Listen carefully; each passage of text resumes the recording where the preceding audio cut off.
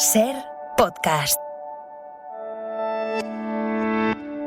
Hablamos en la vista de lobo de dos países europeos y dos países africanos. Alemania ha reconocido el genocidio que cometió en Namibia a principios del siglo XX y Francia también ha pedido perdón por su responsabilidad, no tanto ha hablado de genocidio, por su responsabilidad en lo que ocurrió en Ruanda, la matanza de 800.000 tutsis y hutus moderados en 1994.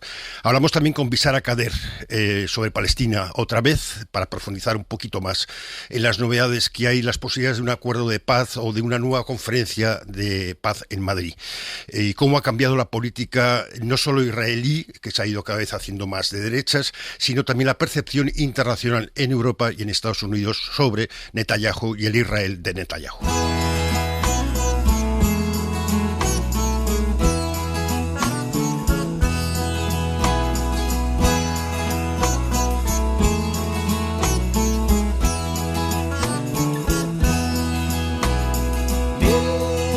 Quedan 3 semanas para el verano. Yo no sé si tienes ya planes, Ramón. ¿Cosas?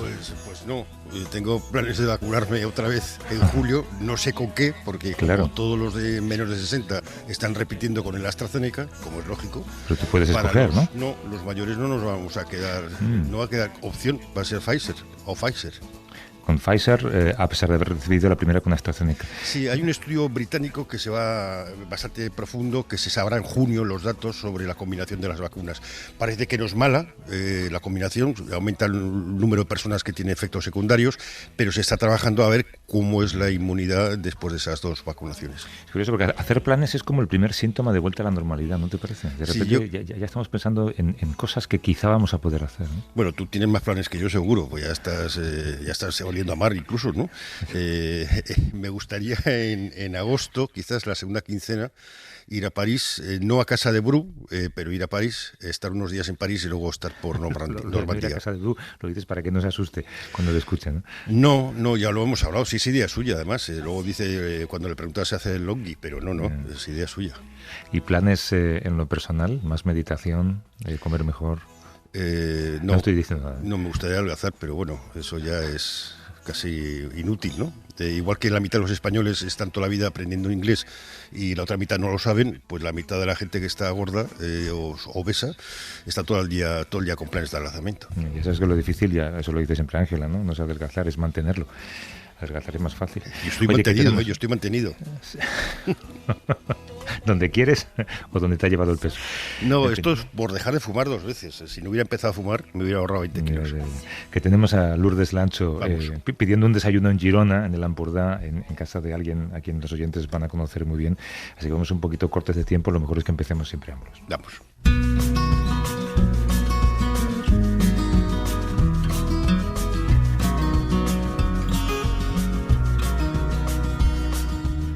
Hay, Ramón, potencias europeas que se han puesto de acuerdo, parece, esta semana para pedir perdón por errores cometidos en África en el pasado, ¿no? Sí, más que errores, genocidios. En el caso de Alemania en Namibia y en el caso de Francia en Ruanda. En el caso alemán nos remontamos hasta comienzos del siglo pasado. ¿Qué fue lo que Alemania, imperio colonial, hizo con 2 tribus concretas en Namibia? Pues un exterminio. Mataron a unos 65.000 herero y a unos 10.000 ama. En el caso de los amas, la mitad de la población ama. Alemania fue potencia colonial en Namibia entre 1904 y 1908. Este genocidio se desarrolló en 3 años. Tenemos que pensar en Alemania de la Primera Guerra Mundial, la pre-Alemania de la Segunda Guerra Mundial, el nazismo todavía no había llegado, pero bueno, fue una ocupación a lo bestia, donde mataron a estos 2 pueblos porque se rebelaron contra la ocupación alemana. Y para que tengas una idea de cómo era la mentalidad, cráneos de los muertos fueron llevados a Alemania para estudiar los cráneos africanos y ver la superioridad blanca sobre los africanos. Ese es el clima en el que se desarrolló esta matanza. Claro, y no es extrañar que haya historiadores que consideren que lo que Alemania hizo en Namibia sirvió como experimento para lo que 30 años después hicieron en Europa, ¿no? Sí, ahora el acuerdo con...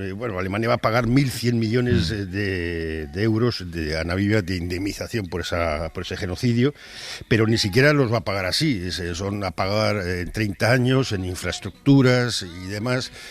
Todavía se conservan las casas coloniales en algunas de las ciudades donde estuvieron los alemanes, están ahí los hijos, los nietos y los bisnietos de los alemanes, y la población autóctona sigue viviendo en chabolas, en poblados de chabolas donde no hay ni agua ni luz. Esto es Alemania. Francia ha tenido que reconocer, o ha querido reconocer su responsabilidad en el genocidio de Ruanda del 94, que tú conoces bien. Macron lo ha hecho esta misma semana también en suelo ruandés. Sí, ahí Francia tuvo un papel lamentable de todas las Francias, es decir, la Francia de Mitterrand, la de Giscard, la de Chirac, da igual. Francia tuvo un compromiso total con lo que podemos llamar el poder Hutu, que es el que gobernaba Ruanda desde su independencia. Es un país mixto, igual que Burundi, con mayoría Hutu pero minoría Tutsi. Fomentaron el odio a los Tutsis, y cuando mataron al presidente en 1994, dispararon un misil contra el avión y mataron al presidente, ahí se produjo, fue como la orden para empezar la matanza. Siempre ha habido dudas de esa muerte de quién la ocasionó, pero que fuera tan inmediata la orden de la matanza daba la sensación que todo está preparado. El presidente venía a firmar la paz con la guerrilla Tutsi, que estaba en el norte y en el norte de Ruanda, y ahí había firmado la paz, y entonces se entendió que el poder Hutu más radical estaba en contra de ese proceso de paz. Pero entonces, ¿de qué modo Francia ayudaba a los responsables de la matanza a huir de Ruanda? Bueno, luego cuando los Tutsis invadieron hacia abajo, empezaron a echar al gobierno, el gobierno salió por Congo. Francia decretó una operación que se llamaba la Operación Turquesa, que era una operación humanitaria, mandaron paracaidistas y todo, y la operación ni era humanitaria ni nada, era el intento de sacar a todos los asesinos, a todos los jefes hutus, a Ágata Abiyairama, que era la mujer del presidente muerto y era una de las principales responsables del poder hutu, y a todos los Interahamwe, que eran las milicias hutu, que significa los que matan juntos, que fueron los responsables del genocidio. Crearon unos campamentos de refugiados, a todo esto, claro, huyeron 2 millones de personas, porque el que no huía se le consideraba por Tutsi. Y se crearon esos campamentos en Congo, lo que era Zaire, y desde ahí los Interahamwes atacaban Ruanda, y los mismos países que mandábamos ayuda humanitaria a esos campos de refugiados, los campos estaban gobernados por el poder Hutu y por los Interahamwe. Mitad de esa comida se repartía, la otra mitad se negociaba, se sacaba en el mercado negro, y con ese dinero se compraba armas a los mismos países que mandaban la ayuda humanitaria. Claro, en el caso de Alemania, lo que contábamos antes, hace 100 años, en este caso hablamos de los años 90, igual quedan responsables de aquella matanza todavía en suelo francés, ¿no? Sí, hay gente detenida y gente que se podría detener, sin duda, y quizás también en otros países europeos. Después, Kagame, que es el líder de Ruanda ahora y que es el líder de los Tutsis, que tampoco es una hermanita de caridad, utilizó una minoría Tutsi que habían en Congo, que se llamaban los Banyamulenge, para lanzarlos contra esos campamentos, y con esa excusa él intervino, y ahí se produjo la gran huida de miles de Hutus hacia la selva, vamos, y esas son las imágenes que tuvimos en el 96. Curioso, porque la semana pasada hablábamos mucho en este programa sobre el valor de las palabras y el peso de las palabras. Es curioso que Francia no ha usado nunca la palabra reconocimiento de culpabilidad, tampoco complicidad, ha usado la palabra responsabilidad. La responsabilidad francesa en ese crimen, ¿no? Un cooperante francés muy famoso, que ahora no recuerdo el nombre, que antes del genocidio en una televisión francesa dijo: aquí va a haber un genocidio y mi país va a ser responsable. Francia ha sido responsable, y me lo dijo además un diplomático francés, me dice: nosotros hemos actuado en África en general y en Ruanda en particular de una forma absolutamente irresponsable, criminal. Ahí los buenos eran los americanos, fíjate cómo estaban las cosas, porque los americanos apoyaron a Kabila y a los Tutsis, pero claro, los americanos querían desplazar a Francia de Zaire, lo que es ahora Congo, porque ahí veía muchas minerías y mucha riqueza.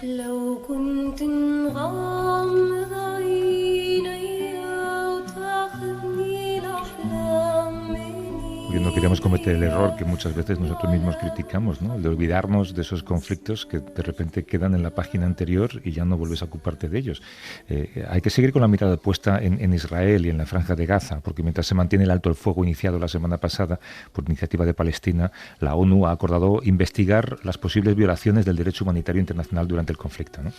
Sí, luego es evidente, pero no irá a ningún lado porque Israel no aceptará ninguna culpa. Pero también se ha movido en las últimas horas un poco el árbol político, porque hasta el día 2 hay plazo para formar gobierno, para desplazar a Netanyahu del poder, y hay 3 partidos que parece, según los que se está diciendo ahora mismo hace unos minutos, que podrían haber llegado a un acuerdo. ¿Lleva cuántos en el poder? ¿11, 12, 10? Como 12 o 13, de los cuales los últimos 2 en funciones. Bueno, es un conflicto tan profundo que la semana pasada intentamos adentrarnos un poco más, pero solamente pudimos hacer una primera aproximación. Hoy queríamos retomar esa conversación porque la dejamos casi pendiente de la mano de Bishara Kader, que es fundador del Centro de Estudios e Investigaciones sobre el Mundo Árabe. Bishara, ¿cómo estás? Buenos días. Gracias por atendernos otra vez. Buenos días. Son 2 generaciones de palestinos que no han conocido otra cosa más que la ocupación de Israel. ¿Usted cree que existe un cansancio entre la opinión pública por los procesos de paz que fracasaron anteriormente? Sí, seguramente la opinión pública internacional primero está cansada de un problema que parece insolvable y hoy día en particular porque en Europa las opiniones están atenazadas por la pandemia y sus consecuencias, están hartas de ver imágenes de niños palestinos despanzurados y triturados, quieren pasar a otra cosa. Pero ha cansancio también en la opinión pública palestina, donde hemos tenido 36 planes de paz que han fracasado. Los palestinos viven un calvario cotidiano, sobre todo en Gaza, que es un territorio de 365 kilómetros cuadrados, una tierra asfixiada, asediada, donde hay 80% de la población vive bajo el umbral de la pobreza, el 75% de los jóvenes están al paro. Entonces, hay un cansancio de esa situación donde no hay perspectivas, no hay futuro, no hay una solución al horizonte. La semana pasada, en este mismo programa, el exministro Shlomo Ben-Ami hablaba de los fracasos, hacía un repaso de todos los fracasos de las conferencias de paz y de la de Madrid hace ya 30 años. ¿Cuál cree que sería el resultado si ahora se movilizara una conferencia, si Biden, por ejemplo, movilizara una conferencia de paz? Bien, hoy día, como sabes, tenemos una simple tregua. La tregua no es la paz. Claramente, al anunciar la tregua, hace unos días hubo un suspiro de alivio, pero Gaza está desapareciendo de los titulares. Estamos hablando de ayuda humanitaria para facilitar la reconstrucción de Gaza.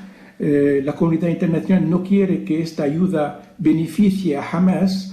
Están buscando de reactivar el papel de la autoridad palestina en la fase de reconstrucción. Esto es decir que la comunidad internacional, que Hamas ha asumido todos los sacrificios, esta es la autoridad palestina que está granjeando los beneficios.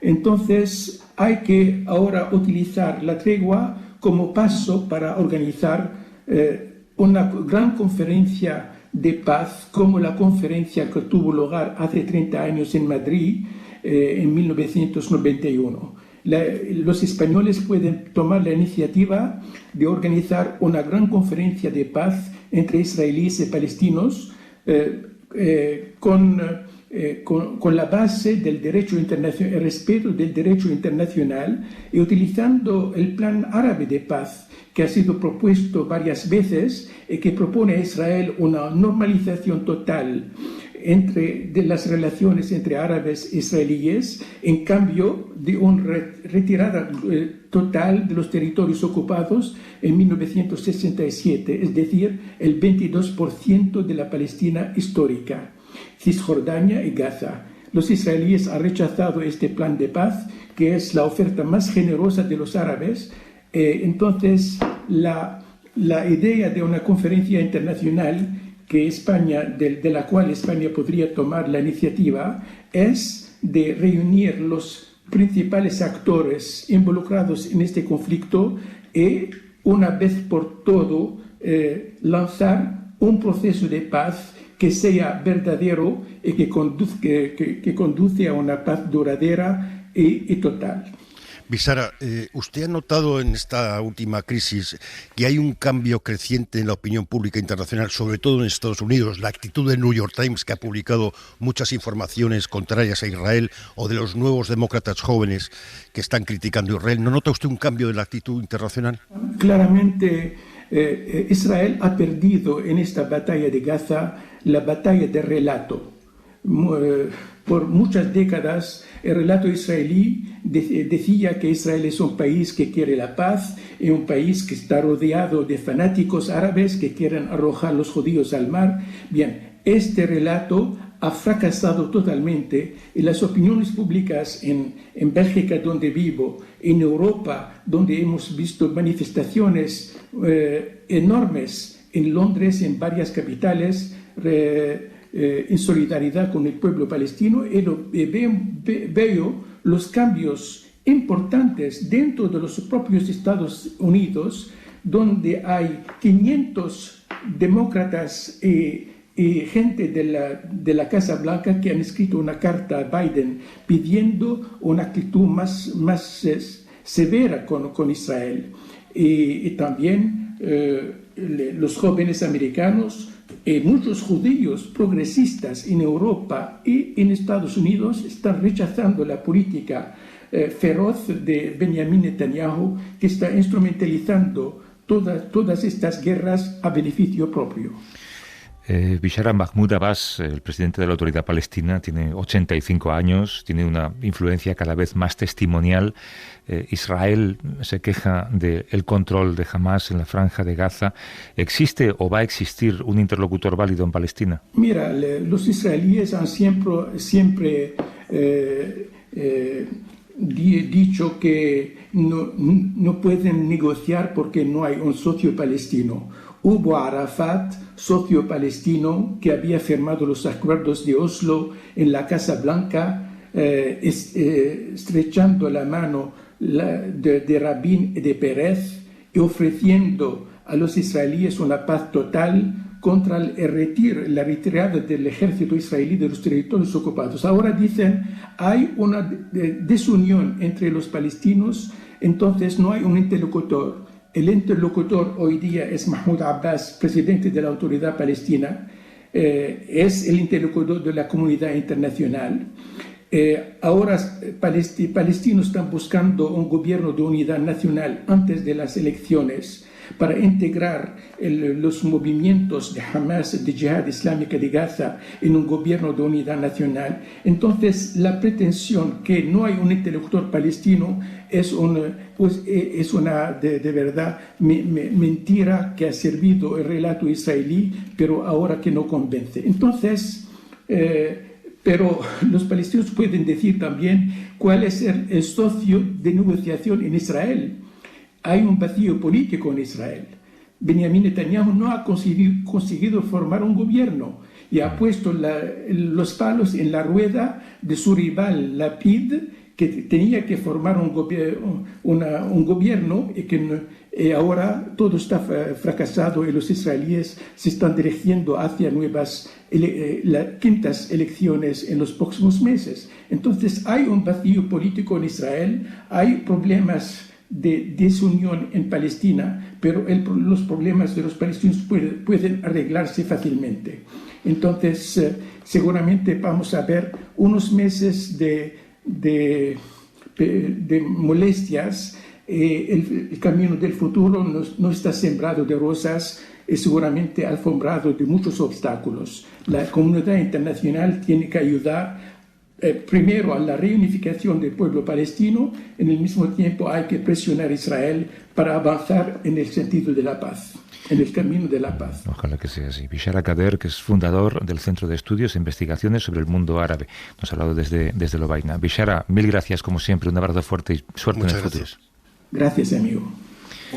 Y a Ramón, te voy a dejar, que tengo, como digo, a Lourdes en mitad del campo catalán, a punto de hablar con alguien cuya opinión quiero saber sobre un montón de cosas. Bueno, así que, ya sabes que el monotema, sabes cuál es aquí en Madrid, ¿no?